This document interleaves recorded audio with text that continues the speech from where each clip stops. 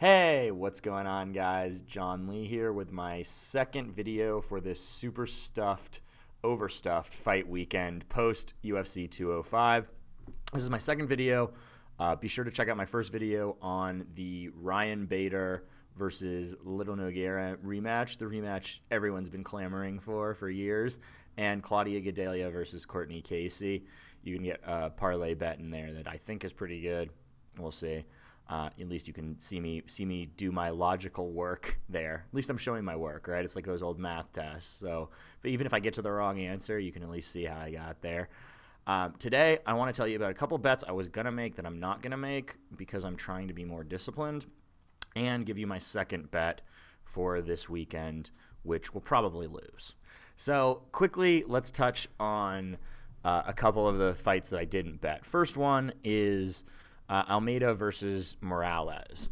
Thomas Almeida, I was very high on, and then he got knocked out by Cody Garbrandt, and he got knocked out because he violated the sunglasses theory. This is a theory I came up with when I was at UFC 136 in Houston, and I watched Melvin Guillard come out to the ring with sunglasses on, bouncing around like he was going to a dance battle rather than a cage fight, and then get dropped and choked out by Joe Lozon.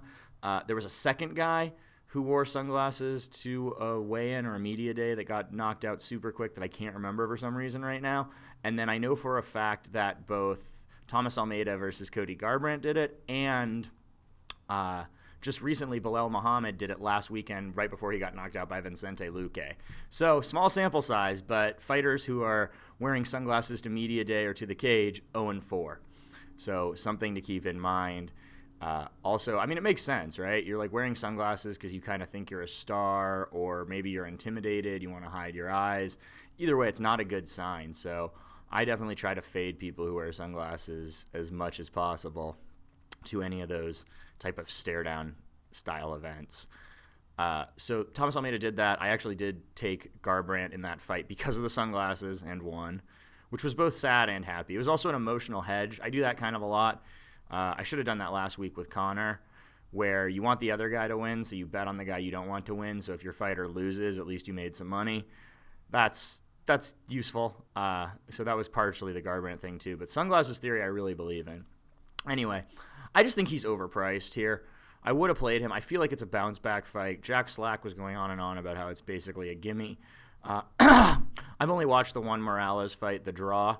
He looked pretty solid there. It's not like I've done a deep tape study of his fights, before he was in the UFC, when he was fighting in, I think, Brazilian regional promotions or whatever. So I've just seen the one fight of him, but he looks solid enough that, like, laying 3-1 against Almeida, who might have shattered confidence now and who gets hurt a lot early on. Like Eddie Alvarez, he gets dropped a lot in his fights in the first round and then comes back, but he wasn't able to do that against Garbrandt, and maybe that's the book on Thomas Almeida. Maybe you get in his face early and hurt him, and he can't recover. Don't know, but I'm staying away from that one. The second one, I actually might play this one. Originally, I was leaning towards Thales Leites based on my tier theory. Thales Leites to me is just in a higher tier of fighter than Jotko, but I think this is also an example of what happens sometimes with men and women when you're dating.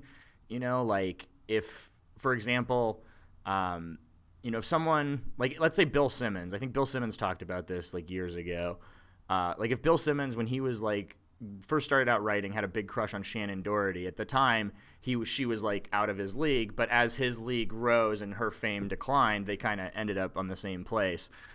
But I think that's kind of what's happening with Leites and Jotko here. I think that Leites is kind of declining. I mean, he's looked really good since coming back to the UFC, but I think that he's old. He's 34, 7-year age gap. I think he's only got an inch of reach advantage. Jotko is a southpaw. Jotko has really good statistics for winning. Jotko's only lost that one fight, and it was pretty close. And he is a southpaw, and he just knocked out McCrory, so it looks like he's getting a little better power-wise. So I think I switched my pick to Jotko, and I might play that for a small bet, maybe like half a unit or less. I don't know. I could see Leites also just beating him by being better, grappling, blah, blah, blah. But I think that, yeah, that's a pretty solid upset pick. The other upset I was looking at was Alves over Usman, but when I was doing tape study, And I think it was either Z or MMA Prophet I was talking to on Twitter, and they basically convinced me that Alves basically just has a guillotine's chance. Usman's a really good wrestler. So Alves could get it. I mean, I guess in theory he might be able to keep it standing, but he had so much trouble with Barberena. And I think Barberena is really good. But at the same time, I think that line is probably pretty accurate, and I don't want to bet on Alves only to watch him get wrestle humped. Same thing with Stevie Ray and Ross Pearson. Stevie Ray, I think he might be able to knock out Ross Pearson, age advantage and all that, and a little bit bigger, a little bit heavier power-wise. But that could be another one of those fights like Paul Felder versus Ross Pearson, where the guy with more power just gets boxed up and Ross Pearson just puts on a striking clinic on how to, avoid the power shot and land points. Kind of like Bisping, who I believe was his coach on the Ultimate Fighter season. So, yeah, their games have always reminded me of each other. And, yeah, I just don't trust Stevie Ray, especially because Stevie Ray's on a little bit of short notice. He got this fight in October. So, yeah, not really worth it to me. All right, now let's talk about what I am betting on, which is an all Japanese parlay of Teruto Ishihara and Kyoto Horiguchi. So I like both of these fights, and I'll tell you why. Number one, Teruto Ishihara I feel a little less certain of because he's so wild. He's like a crazy man. That Gutierrez fight is nuts. Like, he got him out of there quick, but he was just throwing. The Julian Erosa fight, very similarly, with just caution to the wind, let's bang, bro. And Lobov does have some power. But Lobov also has a 500 record, and in my opinion is the worst fighter in the UFC. Sorry. I mean, I'm sure you're a nice guy. Maybe you're not. You hang out with Conor McGregor. I don't know. I didn't watch that season of The Ultimate Fighter. But to me, Chris Avila was the worst fighter in the UFC, and Artem Lobov struggled to win a decision over him. And I just have seen nothing impressive. You see it. He's got a 500 record. He's 13-12-1. That is 500. He's got a little bit of power. They're both southpaws, and Ishihara has this weird thing where in 12 fights he's gone to draws twice, which is like a ridiculous ratio of going to draws, right? In 14 fights he's gone to draws twice, which is still a lot, man. Like, usually, like, you see people with one draw in 26 fights as opposed to 14 with two.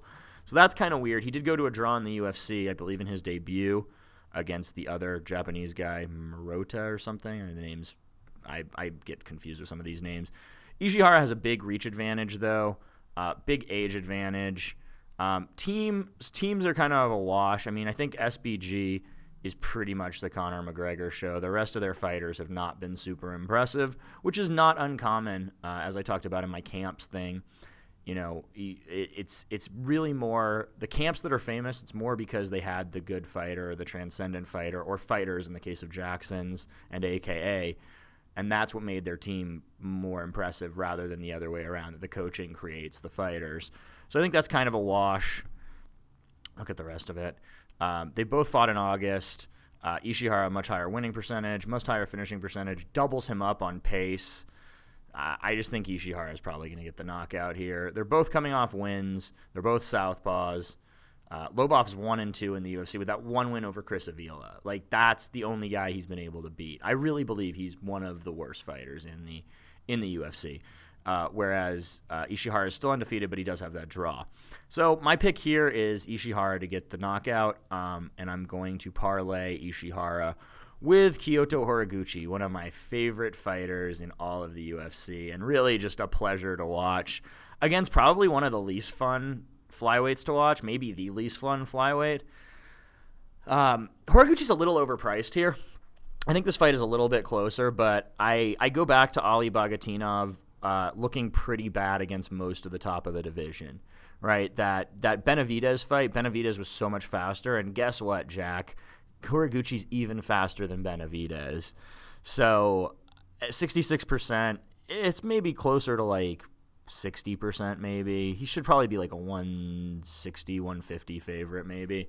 But I think he's just going to be too fast. I think he's also improving. He's got the age advantage. We've kind of seen Bagatinov, We've seen what he does. He's good. He does the Dagestani backstep where he stands in back with his back foot to the cage and wants to shoot takedowns. He wants to get control. I just don't really see him being able to do that to Horiguchi. I think if anything, if they end up wrestling and scrambling, Horiguchi probably ends up on top. Though the EA sim did have Ali Bagatinov winning a decision. They both fought Johnson. Horiguchi got finished famously, the latest finish in MMA history with 1 second left. Bagatinov just got decision, but Bagatinov was much less competitive to me. I mean, neither of them were competitive. No one's really been competitive with Johnson other than McCall in that first flyweight fight. But I thought Horiguchi did a little better. Also, I think Bagatinov, 31, kind of on the downside of his career. He took that beating in practice from Rustam Khabilov. I think that might have been before the Demetrius Johnson fight, and he hasn't really looked the same since. No southpaws here, no home cage, no debuting. Horiguchi's 6-1 in the UFC with that one loss coming to Demetrius, whereas Bagatinov's 4-2 with his losses coming to Demetrius and coming to Benavidez. He did beat John Lineker, which is probably a better win than Chico Camus, who I thought was the best win Horiguchi's had. But I think this will be Horiguchi's coming out party. I think he'll be too fast. The karate will be too good. The wrestling will be too good. And he's just going to be in and out, tagging up Bagatinov all night. So I like him to win a 30-27 decision here. Maybe 29-28 if Bagatinov hasn't fallen that far. But you can get this parlay at plus 110 because Horiguchi is minus 200. And it's moved from 195, which is on my sheet. I just checked it at Best Fight Odds. And Ishihara is minus 250. So you can parlay them together for a plus 110 parlay, which will probably lose because I never seem to get both of my bets right. And I'm pretty sure the Bader one is going to hit. So that's going to wrap up this video. I'll be back with a third video on the matchup that we all wanted in 2012, Michael Chandler versus Benson Henderson. Talk to you then. Please follow me on Twitter at John's Crazy Life. Like my Facebook page, facebook.com/John Lee, Lee, JONLEEMMA, and I will have more videos soon. Thanks.